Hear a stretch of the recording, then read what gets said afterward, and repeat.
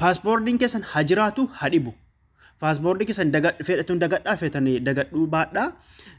Bakka foon nambarii kanarratti waggaa tokko cuqaastanii. Barnoota ammas barnoota kanata hukaba kayoon oromoota. Barnoota ammas barnoota kanata hukaba kayoon oromoota. Obboleewwan waan kana isin barsiiseen ture YouTube jalatti namni keenya hedduu YouTube jala naquufan asitti irra deebi'e waan barbaachisaadha.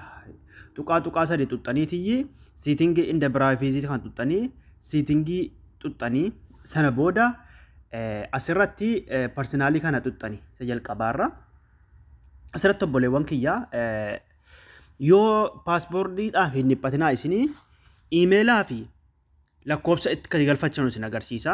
Akkeessa dhuftanii iimeil kiyyaaf lakkoofsa kiyya argaa jirtanii asirratti add phone number gargadiitti immoo add email address jedha. Asirratti paaspoortiin keessan hajiraatu hadhibu. Paaspoortii keessan fedhatuun dagadhaa feetanii dagadhuu baadhaa. Bakka phone nambarii kanarratti waggaa tokko cuqaastanii dhiifama.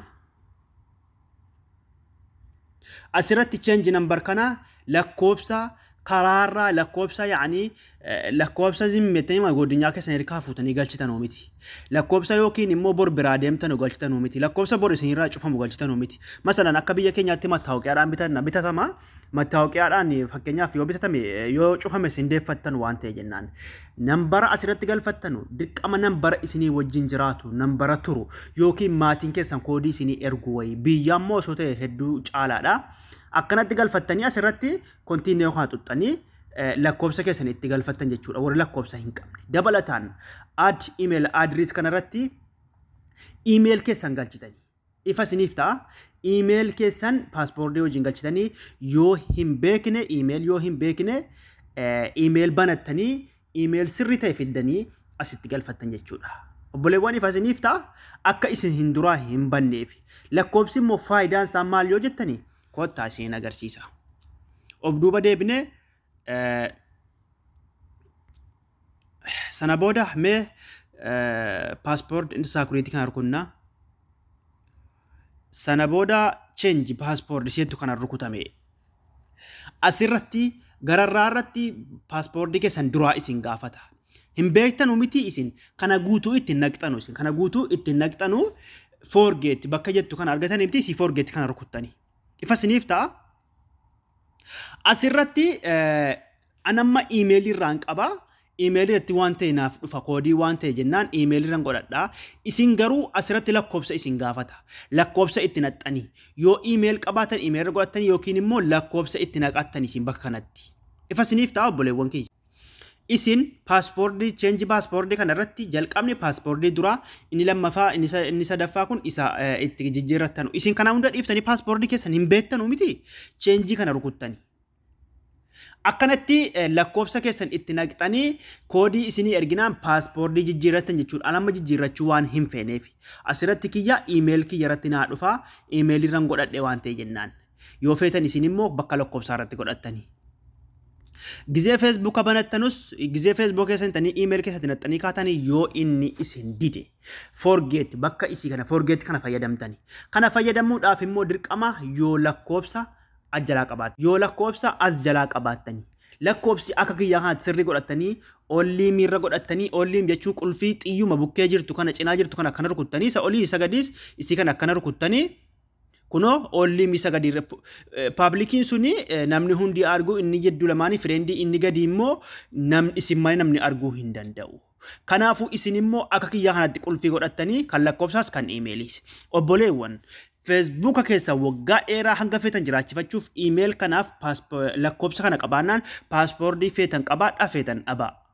Kun baay'ee isin barbaachisaadha. Nagaannaa jiraadha galatooma. Dabalataan immoo kan telegiraamaa akka isin jijjiirrattan isin agarsiisa. Telegiraamni kun waan baay'ee barbaachisaadha. Telegiraamni waan hundaayyuu nuu qabatee taa'a. WhatsApp irra telegiraamatu baay'ee nama fayyada. Waa dhoskachuu illee ni danda'ama keessaa. Wanna garaa garaa bichaa keenyatti jechuudha. Ifa isiniif ta'a.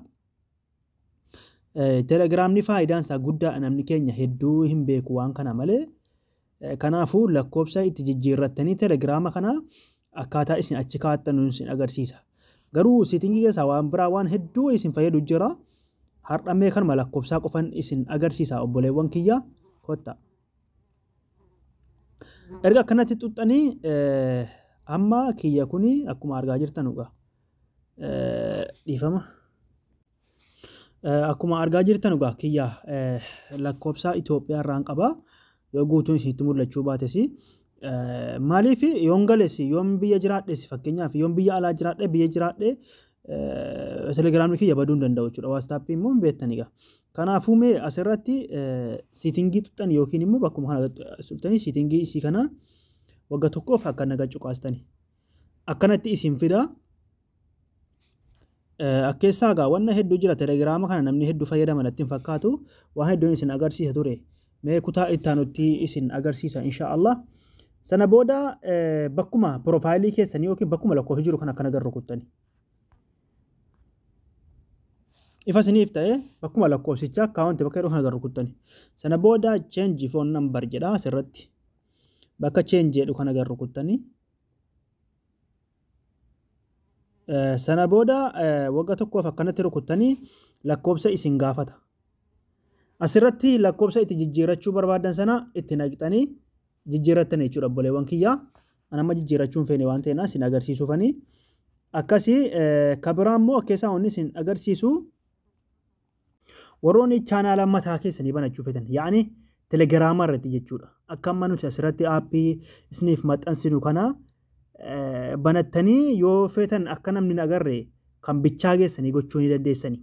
Ifa isiniif ta'a kan qophaa keessanii jechuudha.